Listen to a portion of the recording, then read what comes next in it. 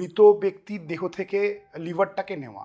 তো মৃত ব্যক্তি, এবার ধরুন কারোর ব্রেন ডেথ হয়েছে, আর কারণ ধরুন কোনো একটা কার্ডিয়াক ফেল মানে কার্ডিয়াক ডেথ হয়েছে, এই মৃত ব্যক্তির দেহ থেকে আপনারা কিভাবে লিভারটা নেন? ক্যাডাভারিক বা মৃত ব্যক্তির থেকে আমরা যেটা লিভার নিই সেটা দু রকম টাইপের হয়। একটা হচ্ছে ডোনেশন আফটার ব্রেন ডেথ, মানে যার ব্রেন স্টেম বা ব্রেন ফাংশন ইরিভার্সিবলি ড্যামেজ হয়ে গেছে। আরেকটা হয় যেটা হচ্ছে ডোনেশন আফটার কার্ডিয়াক ডেথ, বা যা সার্কুলেশন বা হার্ট ফাংশন করা স্টপ হয়ে গেছে। এই দুরকমভাবে আমরা ট্রান্সপ্লান্ট ক্যাডাভারিক হয়। বাট আমাদের দেশে এখনও পর্যন্ত mostly brain dead related cadaveric ডোনেশনই হয়। কিছু কিছু আফটার কার্ডিয়াক ডেথও হয়েছে, but at the beginning stage as of now. মৃত্যুর কতক্ষণের মধ্যে এটা করতে হয়? এটা ঠিক মৃত্যু নয়, কারণ যখন ব্রেন ডেড থাকে তার সার্কুলেশন চলতে থাকে, তার হার্ট পাম্প করতে থাকে।